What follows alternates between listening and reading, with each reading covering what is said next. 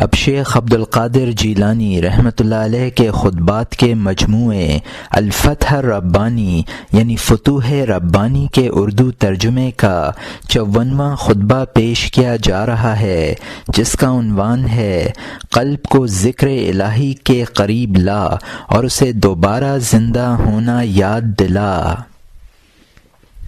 54ویں مجلس اس بیان میں کہ دنیا و آخرت دو قدم ہیں، 10ویں رمضان المبارک 545 ہجری کو مدرسہ قادریہ میں صبح کے وقت بعد کچھ کلام کے ارشاد فرمایا، اے غلام، دو قدم میں انہیں تو نے اٹھایا اور پہنچا، ایک قدم دنیا سے اور دوسرا آخرت سے، ایک قدم اپنے نفس سے اور دوسرا قدم مخلوق سے۔ تو اس ظاہر کو چھوڑ، یقیناً تو باطن تک پہنچ جائے گا۔ ہر کام کے لیے ابتدا و انتہا ہے، تو ابتدا کر، انتہا پر پہنچا دینا خدا کا کام ہے، تیرا کام شروع کرنا ہے اور اللہ کا کام انتہا پر پہنچانا۔ تو ٹوکری و بیلچہ لے اور عمل کے دروازے پر جا کر بیٹھ جا، تاکہ جب تجھے ڈھونڈا جائے تو کام لینے والے سے نزدیک ہو۔ تو اپنے بچھونے پر لحاف میں دبا ہوا پردوں قفلوں کے اندر بیٹھا ہوا ہے، پھر عمل اور عمل کی طرف بلائے جانے کو طلب کر رہا ہے۔ تو اپنے دل کو نصیحت سے قریب کر اور اس کو قیامت کا دن یاد دلا، اور پرانی اور بوسیدہ قبروں پر نگاہ ڈال کر سوچ بچار کر۔ اس کو سوچ کہ حق عز و جل تمام مخلوق کو قیامت کے دن کیسے جمع کرے گا اور اپنے روبرو ان کو کیسے کھڑا کرے گا۔ جب تو اس پر ہمیشہ غور و فکر کرتا رہے گا تو تیرے دل کی قساوت دور ہو جائے گی اور اس کی کدورت سے صفائی حاصل ہو جائے گی۔ جب عمارت بنیاد پر بنائی جاتی ہے، پائیدار و مضبوط رہتی ہے، اور جس وقت وہ بنیاد پر نہیں بنائی ہے تو وہ جلد گرنے کے قابل ہوتی ہے۔ جب تو اپنے حال کی عمارت کو حکم ظاہر پر تعمیر کرے گا، کوئی مخلوق میں سے اس کو توڑ ڈالنے پر قابو نہ پائے گا، اور جب اس کی تعمیر ایسی نہ ہوگی تو تیرا حال ثابت نہ رہے گا اور نہ تو کسی مرتبہ پر پہنچ سکے گا، اور صدیقین کے قلوب ہمیشہ تجھ پر غصہ کرتے رہیں گے اور آرزو کریں گے کہ وہ تجھے نہ دیکھیں۔ اے جاہل، تیرے اوپر افسوس، کیا دین کھیل کود اور مکاری ہے؟ کیا وہ کھیل ہے؟ نہیں، اس میں تیرے جھکنے سے تیری گردن کو کوئی عزت نہیں۔ اے مکار، تو نے اپنے نفس کو بغیر اہلیت کے مخلوق سے واعظ کہنے کا اہل سمجھ لیا ہے۔ یہ اہلیت تو صالحین میں بھی اکا دکا لوگوں کو ہی ہوتی ہے، ورنہ ان کا طریقہ تو گونگا رہنا اور اشارہ سے بات کرنا ہے، نہ کہ بولنا۔ ان میں سے وہ نادر ہے جس کو بولنے کا حکم دیا جاتا ہے، بس وہ مجبوراً گرانی خاطر کے ساتھ مخلوق کو واعظ کرنے لگتا ہے۔ بات کچھ کلام کے فرمایا، خبر معائنہ بن جاتی ہے با اعتبار تیرے نسبت قلب اور صفائی باطن کے، امر منقلب ہو جاتا ہے۔ اور اسی واسطے حضرت امیر المومنین علی ابن ابی طالب کرم اللہ وجہہ نے ارشاد فرمایا ہے، اگر پردہ اٹھا دیا جائے تو میرے یقین میں زیادتی نہ ہو، اور نیز فرمایا، میں جب تک اس کو دیکھ نہیں لیتا ہوں رب تعالی کی عبادت نہیں کرتا ہوں۔ نیز فرمایا، میرے قلب نے میرے رب کو مجھے دکھا دیا ہے۔ اے جاہلو، عالموں سے ملو اور ان کی خدمت کرو، ان سے علم حاصل کرو۔ علم مردوں کے منہوں ہی سے حاصل کیا جاتا ہے۔ تم علماء کی صحبت میں حسن ادب کے ساتھ اور ان پر اعتراض چھوڑ کر اور ان سے فائدہ لینے کے لیے بیٹھا کرو، تاکہ تم کو ان کے عملوں سے فائدہ ملے اور ان کی برکتیں تمہاری طرف عود کریں اور ان کے فائدے تمہیں شامل ہوں، اور تم عارفین کی صحبت میں خاموشی کے ساتھ بیٹھا کرو اور زاہدین کے پاس رغبت کے ساتھ۔ عارف کا قرب ہر ساعت میں بنسبت پہلی ساعت کے بڑھتا رہتا ہے، ہر ساعت میں اس کا خشوع و خضوع رب عز و جل کے ساتھ جدید و تازہ ہوتا رہتا ہے۔ وہ حاضر سے ڈرتا رہتا ہے نہ کہ غائب سے۔ جس قدر اس کے قرب میں زیادتی ہوتی جاتی ہے اتنا ہی اس کا خشوع بڑھتا رہتا ہے، جس قدر اس کے مشاہدہ میں ترقی ہوتی ہے اتنا ہی اس کا گونگا پن زیادہ ہوتا ہے۔ جو اللہ کی معرفت حاصل کر لیتا ہے اس کے نفس و طبیعت اور خواہش و عادت و وجود کی زبان سرتاپا گونگی ہو جاتی ہے، لیکن اس کے قلب و باطن اور حال و مقام اور عطا و بخشش کی زبان پس گویا ہو جاتی ہے۔ وہ اس سے انعام الہی کو جو اس کو عطا ہوا ہے ظاہر کرتا رہتا ہے۔ بس اسی واسطے ان کی حضوری میں خاموشی سے بیٹھا جائے تاکہ ان سے نفع حاصل کیا جائے، اور اس شراب وحدت سے جو ان کے سینوں میں سے جوش مارے پیا جا سکے۔ جو کوئی عارف باللہ لوگوں کے پاس زیادہ اٹھتا بیٹھتا ہے وہ اپنے نفس کو پہچان لیتا ہے اور رب تعالی کے سامنے جھک جاتا ہے۔ اسی واسطے کہا گیا ہے جو کوئی اپنے نفس سے واقف ہو گیا بس بتحقیق اس نے اپنے رب عز و جل کو پہچان لیا۔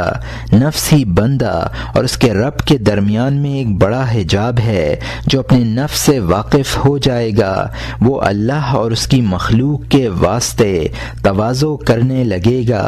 جب وہ نفس سے واقف ہو جائے گا اس سے بچنے لگے گا اور اس واقفیت پر خدا کے شکر میں مشغول ہو جائے گا، اور یہ جان لے گا کہ اس کی معرفت کرا دینے میں رب تعالی نے اس کے لیے دنیا و آخرت کی بہتری چاہی ہے۔ بس اس بندہ کا ظاہر اس کے شکر میں مشغول ہوگا اور اس کا باطن حمد الہی میں، اس کا ظاہر پراگندہ ہوگا اور باطن مجتمع اس کی مسرت باطن میں ہوگی اور غم ظاہر میں۔ حال چھپا رہے عارف کا حال مومن کے برعکس ہوتا ہے، کیونکہ اس کا غم قلب میں ہوتا ہے اور مسرت چہرے پر۔ وہ تو ایک ادنا غلام ہے، دروازے پر کھڑا ہوا ہے، یہ بھی نہیں جانتا کہ اس سے مقصود کیا ہے، آیا مقبول کیا جائے گا یا لوٹا دیا جائے گا، یا اس کے لیے دروازہ کھولا جائے گا یا ہمیشہ بند ہی رہے گا۔ بس جو اپنے نفس سے واقف ہو جاتا ہے وہ اس مومن سے تمام حالتوں میں برعکس ہو جاتا ہے۔ مومن صاحب حال ہوتا ہے اور حال الٹ پلٹ ہوتا رہتا ہے، اور عارف صاحب مقام ہوتا ہے اور مقام ثابت رہتا ہے۔ مومن اپنے حال کے منتقل ہونے اور ایمان کے چلے جانے سے ہر وقت خائف رہتا ہے، بس ہمیشہ اس کا قلب غمگین رہتا ہے اور وہ چہرے پر غم چھپانے کے لیے خوشی ظاہر کرتا رہتا ہے۔ اس کا کلام تیرے ساتھ تبسم کے ساتھ ہوتا ہے اور اس کا قلب غم کی وجہ سے ٹکڑے ٹکڑے ہوتا رہتا ہے، برخلاف عارف کے کہ اس کا غم چہرے پر ہوتا ہے، کیونکہ وہ خلق سے ڈرانے والے چہرے کے ساتھ ملتا جلتا ہے اور ان کو ڈراتا رہتا ہے، اور رسول اللہ صلی اللہ علیہ وآلہ وسلم کی نیابت میں ان کو شرعی احکام و شرعی ممنوعات بتاتا رہتا ہے۔ اولیاء اللہ نے سننے پر عمل کیا، پس ان کے عمل نے ان کو حق عز و جل سے قریب کر دیا۔ انہوں نے اللہ کے واسطے عمل کیا، پس بلا واسطہ خدا کے وعظ اپنے قلب کے کانوں سے ایسی حالت میں کہ مخلوق غائب اور سونے والی تھی اور یہ خالق کی حضوری میں بیدار تھے۔ یعنی جب تیرا قلب صحیح و درست ہو جائے گا تو ہمیشہ خلق سے غائب اور بے خبر اور خالق سے باخبر ہو کر بیدار رہے گا۔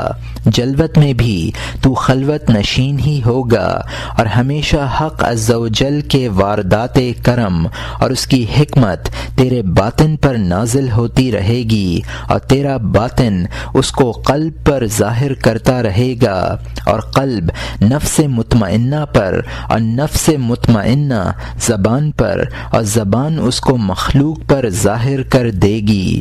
جو مخلوق سے اس حالت سے کلام کرے واعظ کہے، ورنہ ہرگز کلام و واعظ نہ کرے۔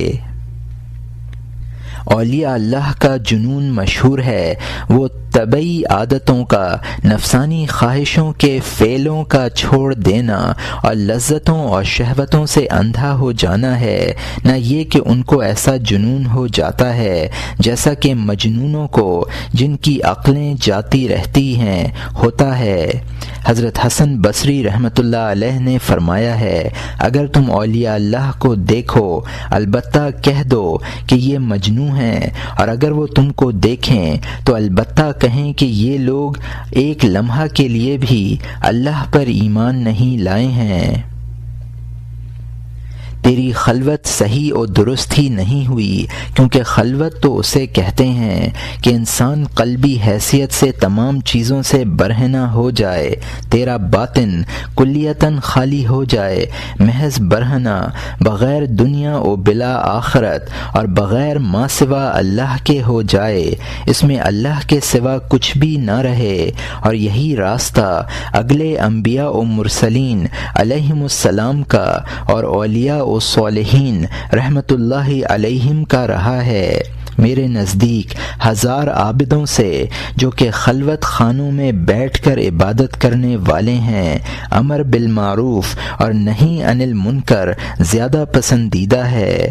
تو اپنے نفس کی نظر کو نیچا کر لے اور اس کو کم کر لے، تاکہ وہ نظر ہلاکت نفس کا سبب نہ بن جائے، مگر جب کہ نفس قلب و باطن کا تابع ہو کر منجملہ ان کے تابع دار خادموں کے بن جائے، کوئی رائے نفس کی دونوں کے خلاف نہ نکلے اور نفس ان دونوں کے ساتھ متحد ہو جائے، نفس اور ان دونوں کے درمیان میں فرق نہ رہے جس کا یہ دونوں حکم دیں، نفس بھی وہی حکم دے جس سے یہ منع کریں، نفس بھی اسی سے منع کرے اور جس کو یہ دونوں پسند کریں، نفس بھی اسی کو پسند کرے، بس ایسی حالت میں نفس مطمئنہ بن جائے گا اور تینوں کی طلب اور مقصود ایک ہی ہو جائے گا۔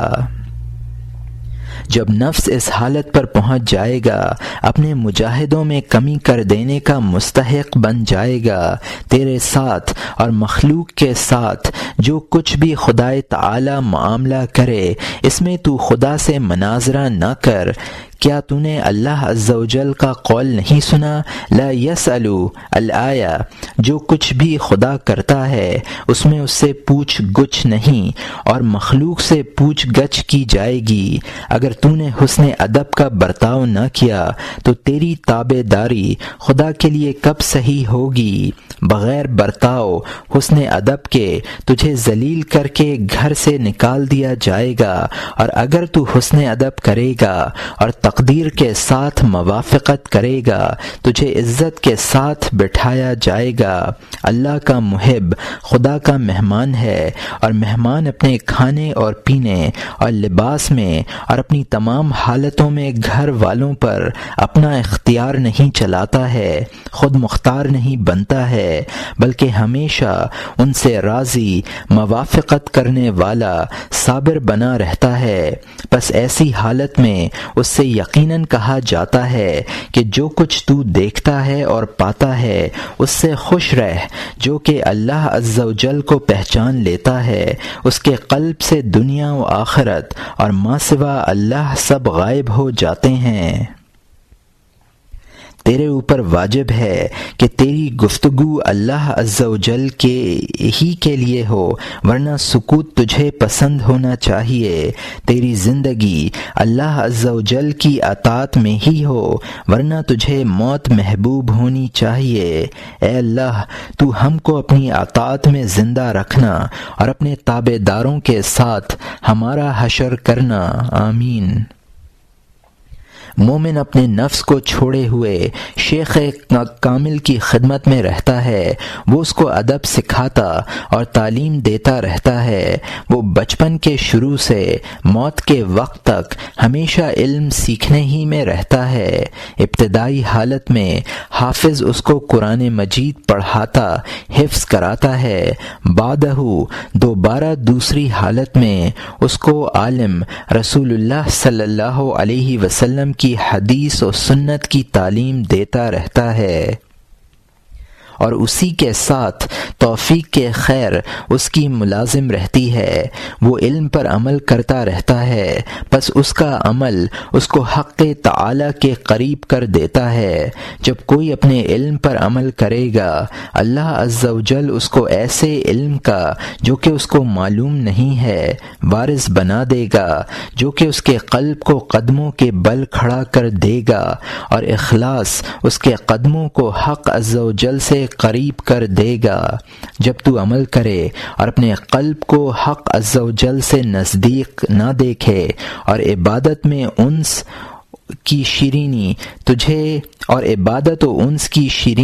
تجھے حاصل نہ ہو، بس تجھے جاننا چاہیے کہ بتحقیق تو عامل نہیں ہے، بلکہ تو کسی ایسے خلل کی وجہ سے جو کہ تیرے عمل میں ہے محجوب ہے۔ وہ خلل کیا ہے؟ ریا، نفاق اور خود پسندی۔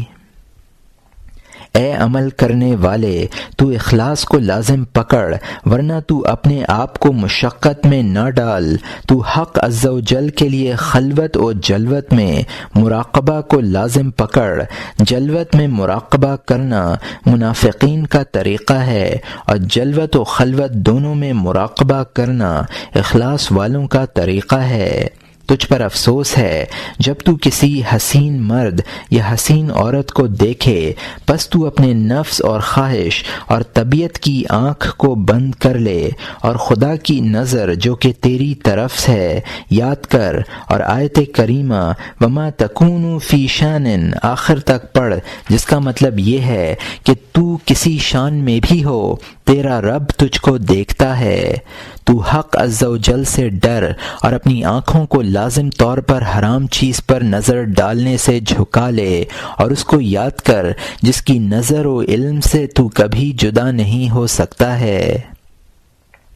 جب تو حق تعالی سے مناظرہ و جھگڑا کرنا ترک کر دے گا، تیری بندگی اس کے لیے پوری ہو جائے گی، اور تو اس کا سچا بندہ بن جائے گا، اور اس گروہ میں داخل ہو جائے گا جن کے حق میں فرمایا گیا ہے ان عبادی الآیہ، اے شیطان میرے بندوں پر تیری حکومت نہیں۔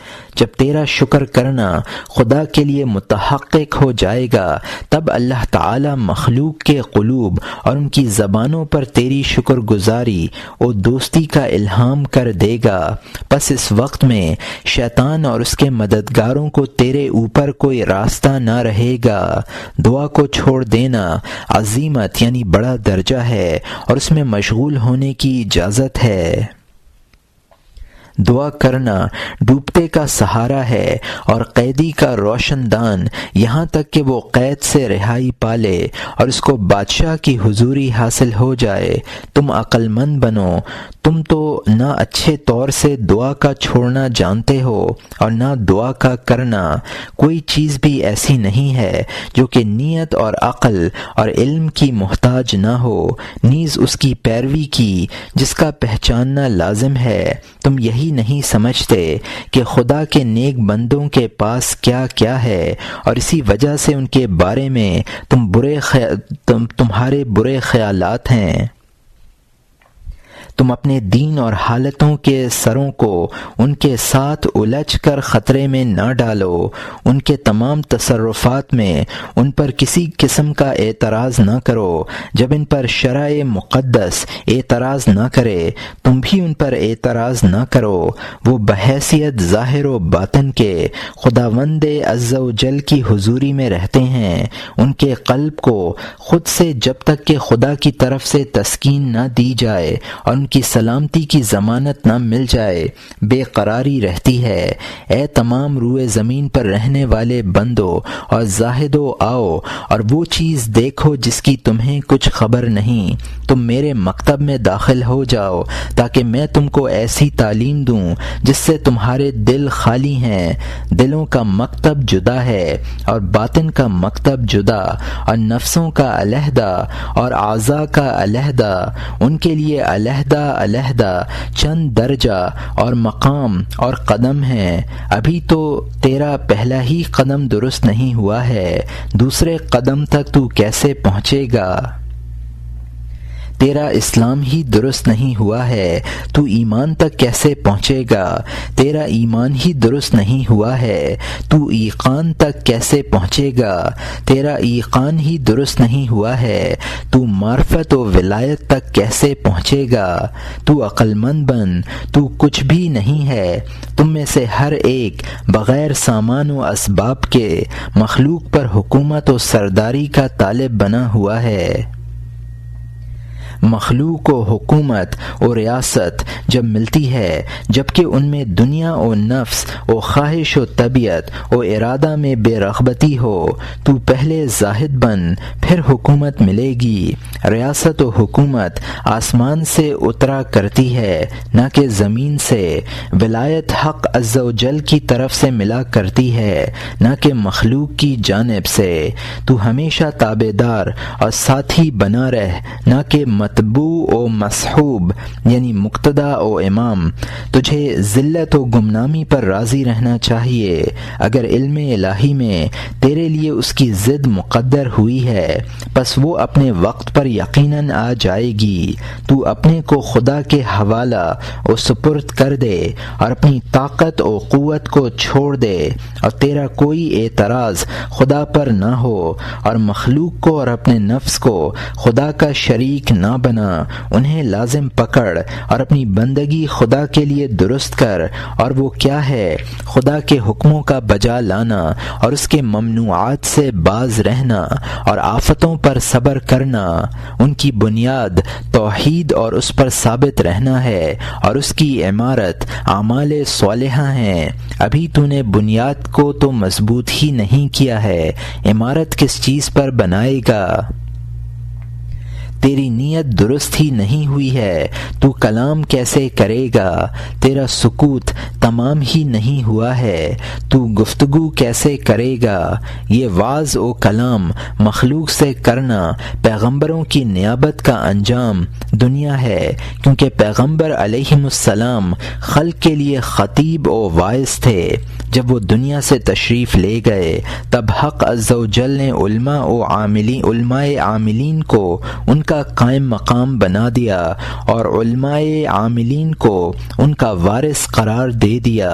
جو ان کے قائم مقام بننا چاہے اس کا تمام مخلوق سے اپنے زمانے میں زیادہ پاکیزہ ہونا اور احکام و علم الہی کا زیادہ جاننے والا ہونا چاہیے۔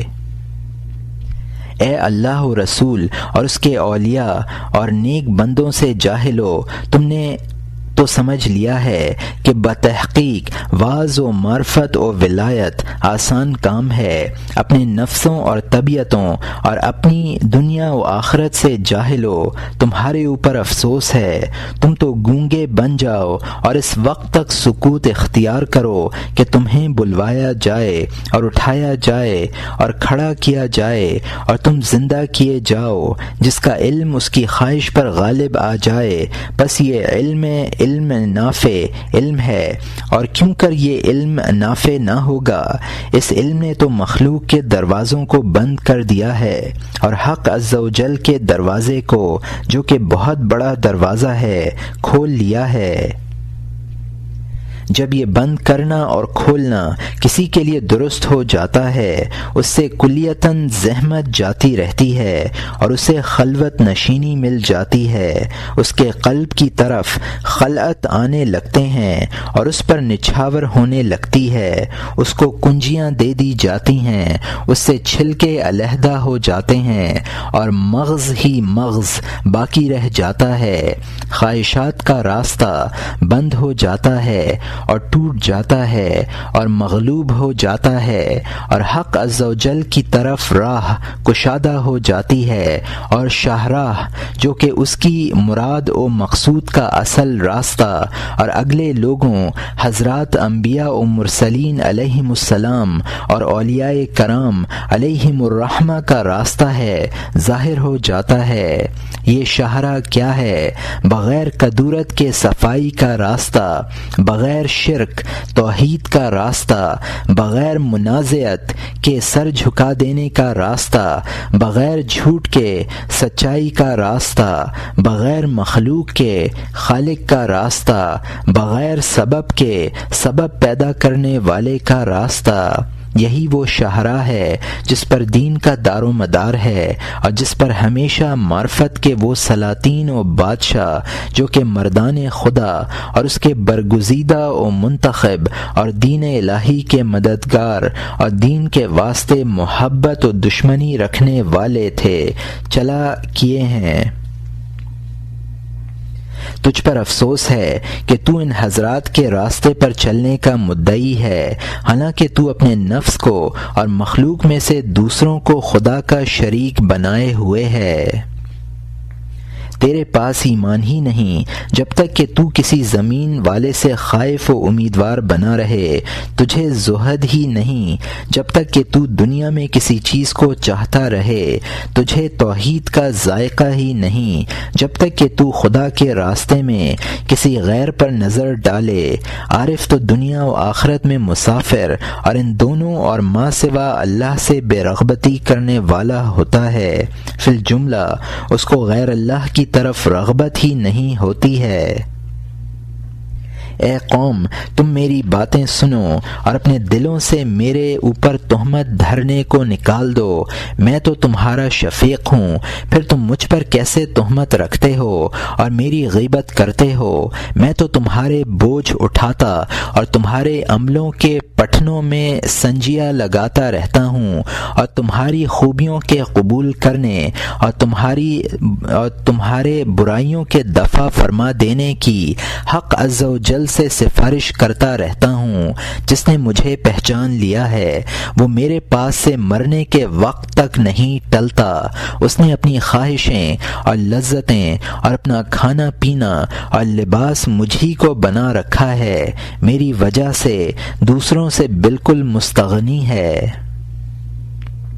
اے غلام، تو مجھے کیوں محبوب نہ بنائے گا؟ میں تو تجھے تیرے ہی لیے چاہتا ہوں، نہ کہ اپنی منفعت کی غرض سے تیری منفعت کا خواستگار ہوں، اور تجھے دنیا کے ہاتھ سے جو کہ تجھے قتل کر ڈالنے والی، دھوکہ دینے والی ہے، چھوڑانا چاہتا ہوں۔ تو اس کے پیچھے کب تک دوڑتا رہے گا؟ ان قریب دنیا تیری طرف متوجہ ہوگی اور وہ تجھے قتل کر دے گی۔ حق عز و جل اپنے محبوبوں کو دنیا کے ساتھ ایک لمحہ کے لیے بھی نہیں چھوڑتا ہے، وہ دنیا سے ان پر مطمئن نہیں ہے، اسی وجہ سے اپنے دوستوں کو دنیا اور غیر اللہ کے ساتھ فی الجملہ نہیں چھوڑتا ہے، بلکہ وہ ان کی معیت میں اور یہ اس کی معیت میں ہمیشہ رہتے ہیں۔ اولیاء اللہ کے قلوب ہمیشہ خدا کے ذکر کرنے والے، اس کے روبرو حاضر اور غیر اللہ سے اعراض کرنے والے اور خدا کی طرف متوجہ رہنے والے ہیں، بس خدا ان کا ساتھی اور ان کا محافظ اور ان سے انس پکڑنے والا ہے۔ اے اللہ، تو ہم کو انہی میں سے کر لے اور ہماری ویسی ہی حفاظت فرما جیسی کہ تو نے ان کی حفاظت فرمائی ہے، اور ہمیں دنیا و آخرت کی بھلائیاں دے اور ہم کو دوزخ کے عذاب سے بچا، آمین۔ اے منافق، اللہ عز و جل ہی ہے جو کہ اپنے بندوں میں سے جس کو چاہتا ہے ظاہر فرما دیتا ہے، وہی ان کو مخلوق پر شہرت دیتا ہے، وہی مخلوق کے قلوب پر اپنے بندوں میں سے جس کو چاہے جمع کر دینے والا اور تابع دار بنا دینے والا ہے۔ تو اپنے نفاق کی چال سے مخلوق کے دلوں کو اپنی طرف متوجہ کرنا چاہتا ہے، اس سے کچھ حاصل نہ ہوگا۔ اے غلام، تو اپنی شہوتوں کو اپنے قدموں کے نیچے چھوڑ دے اور پورے طور سے اپنے قلب کو ان سے موڑ لے۔ اگر ان میں سے کوئی شے علم الہی میں تیرے لیے سابق ہو چکی ہے، پس وہ یقیناً اپنے وقت پر تیرے پاس آ جائے گی، کیونکہ تقدیری امر میں زہد درست نہیں ہوتا ہے اور علم الہی میں تغیر و تبدل نہیں ہو سکتا ہے۔ تیرا مقدر و مقسوم اپنے وقت مقررہ پر خوشگواری و کفایت و پاکیزگی کی حالت میں تجھے پہنچے گا، پس تو اس کو عزت کے ہاتھ سے لے گا نہ کہ ذلت کے ہاتھ سے، اور باوجود اس کے تجھے اللہ کے نزدیک سے اس میں زہد کا ثواب ملے گا اور وہ تیری طرف کرامت کی نظر سے دیکھے گا، اس لیے کہ تو نے مقسوم شے کی طلب میں حرص اور الحاح نہیں کیا ہے۔ جتنا بھی تو مقسوم و مقدرات سے بھاگے گا وہ تجھے جھپٹیں گے اور تیرے پیچھے دوڑیں گے، لہٰذا اس میں زہد کرنا صحیح و درست نہیں، لیکن ان سے قبل ان کے آنے کے اعراض ضروری ہے۔ تو مجھ سے زاہد بننا اور لینا دینا سیکھ، ابھی جہالت کے ساتھ اپنے گوشے میں نہ بیٹھ، دینی مسئلہ سیکھ، پھر گوشہ نشین بن، حکم خداوندی سیکھ اور اس پر عمل کر، پھر سب سے رخ پھیر لے اور علیحدہ ہو جا، مگر چند علماء ربانی میں سے ملتا رہ، پس ان سے تیرا ملنا اور ان کا کلام سننا تیری گوشہ نشینی سے زیادہ اچھا ہے۔ جب تو ان علماء میں سے کسی ایک کو بھی دیکھے پس اس کو لازم پکڑ لے اور علم و معرفت الہی میں اس سے تفقہ حاصل کر، ان کے منہوں سے احکام سن کر فقیہ بن۔ علم مردوں کے منہوں سے لیا جاتا ہے۔ یہ مرد کون ہیں؟ اللہ عز و جل کے حکم و علم کے جاننے والے۔ پس جب یہ حالت تیری درست ہو جائے اس وقت تو تنہا بغیر نفس اور بغیر شیطان اور بغیر خواہش و طبیعت و عادت اور بغیر مخلوق کی طرف نظر کرنے کے گوشہ میں بیٹھ جا۔ جب یہ گوشہ نشینی تیری درست ہو جائے گی اس وقت فرشتہ اور ارواح صالحین اور ان کی ہمتیں تیرے ارد گرد ہوں گی۔ اگر مخلوق سے تیری تنہائی و علیحدگی و گوشہ نشینی اس قاعدے پر ہو تو بہتر ہے، ورنہ یہ سب نفاق اور فضولیات میں زمانہ کا ضائع کرنا ہے، اور دنیا و آخرت میں تو آگ میں رہے گا، دنیا میں آفتوں کی آگ میں اور آخرت میں اس آگ میں جو کہ منافقوں اور کافروں کے لیے بنائی گئی ہے۔ اے اللہ، میں معافی اور مغفرت اور پردہ پوشی اور تجاوز اور توبہ کو طلب کرتا ہوں۔ تو ہماری پردہ دری نہ کر، نہ ہمارے گناہوں پر مواخذہ فرمانا۔ اے اللہ، اے کریم، تو نے ارشاد فرمایا ہے وَهُوَ الَّذِي يَقْبَلُ التَّوْبَةَ الآیہ، وہ خدا ایسا ہے جو کہ بندوں کی توبہ قبول کرتا ہے اور برائیوں کو معاف کر دیتا ہے۔ تو ہم پر توبہ ڈال دے اور معاف کر دے، تجھ پر افسوس ہے، تو علم کا دعویٰ کرتا ہے اور جاہلوں کی سی خوشی کرتا ہے اور ان کا سا غصہ و غضب کرتا ہے۔ تیری دنیا کے ساتھ خوشی اور مخلوق پر تیرا متوجہ ہونا تجھے حکمت و دانائی بھلا دے گا اور تیرے دل کو سخت کر دے گا۔ مومن سوائے خدا کے کسی سے خوش اور شادمان نہیں ہوتا۔ اگر تیرے لیے بغیر شادمانی چارہ ہی نہیں ہے پس تو اس وقت خوشی کر جب تک تیرے پاس دنیا ہو اور تو اس کو اللہ عز و جل کی اطاعت میں صرف کرے، اس سے تو خدام حق کو نفع پہنچائے اور ان کی طاعتوں پر تو ان کی مدد کرے۔ تو شب و روز خوف الہی لازم پکڑ، یہاں تک کہ تجھے مثل موسیٰ و ہارون علیہم السلام کے کہا جائے گا لا تخافا اننی معکما الآیہ، تم ڈرو مت، میں تم دونوں کے ساتھ ہوں، سنتا اور دیکھتا ہوں۔ تو ان ڈرنے والوں میں سے نہیں ہے، کیونکہ تیرے پاس تو محض علم کا رٹ لینا بغیر عمل کے ہے، پس یقیناً تو وارث انبیاء نہیں ہو سکتا۔ وراثت تو جب درست ہو سکتی ہے جب علم و عمل و اخلاص سب ہوں۔ تو اپنے مرتبے کو پہچان اور کسی ایسی چیز کی طرف جو تیرے مقسوم میں نہیں ہے پیش قدمی نہ کر۔ حق عز و جل کی مقدر فرمائی ہوئی چیزوں میں حق تعالی سے موافقت کر، وہ تیری موافقت کرے گا اور وہ تیرے ساتھ مہربانی فرمائے گا اور تجھ سے بوجھ اٹھا لے گا اور تیرے ساتھ دنیا و آخرت میں نرمی کرے گا۔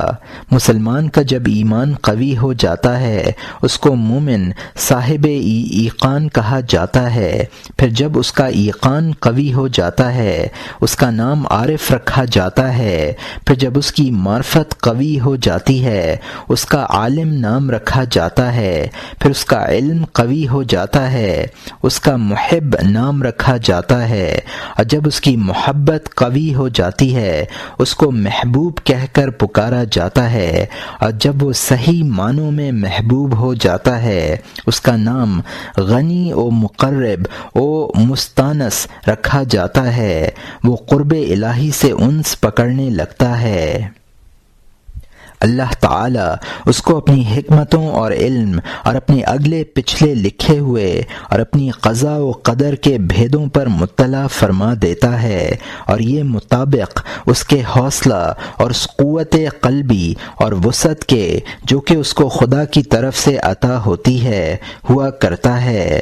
وہ اپنے رب عز و جل کی محبت میں قائم اور مخلوق سے قلباً خارج ہوتا ہے۔ جب رب تعالیٰ کا علم سابق آتا ہے اور اس کے ہمراہ کھانے پینے، لباس و نکاح کا حصہ ہوتا ہے، اور یہ اس کو بے سبب اس کے غائب ہونے کے نہیں پاتا ہے، پس حق تعالی اس کے لینے کے لیے اپنے اس محبوب کو ظاہر و پیدا کر دیتا ہے تاکہ علم ازلی باطل و محو نہ ہو جائے، پس حق تعالی اس کو دوسری زندگی کے ساتھ پیدا فرما دیتا ہے تاکہ تقدیری بنی ہوئی عمارت منہدم نہ ہو جائے، پس اس محبوب کو اس کے مقسوم حصہ کے ایسے لقمہ کھلائے جاتے ہیں جیسے کہ چھوٹے بچے کو لقمہ دیے جاتے ہیں، اور جیسے کہ ماں اپنے شیرخوار بچے کے منہ میں چھوارے کا شیرہ لگا دیتی ہے، اس کے منہ میں اس کو مقسوم رکھ دیتے ہیں اور وہ اسے ایسے کھاتا رہتا ہے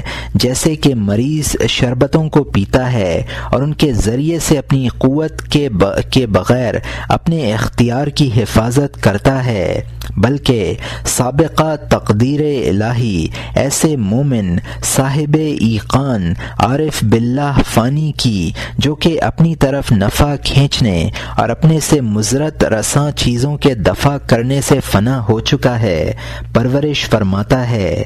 رحمت کا ہاتھ اسے دائیں بائیں کروٹ دلاتا رہتا ہے اور مہربانی کا ہاتھ اسے اٹھاتا بٹھاتا رہتا ہے۔ وائے ناکامی اس شخص کی جس نے کہ اللہ عز و جل کو نہ پہچانا اور اس کے دامن رحمت سے نہ چپٹا، وائے ناکامی اس کی جس نے خدا سے معاملہ نہ کیا اور وہ اس کی طرف اپنے قلب سے متوجہ نہ ہوا اور اپنے سر سے اس کے ساتھ اس نے تعلق پیدا اور اپنے سر سے اس کے ساتھ اس نے تعلق پیدا نہ کیا اور احسانات و لطف خداوندی سے وابستہ نہ ہوا۔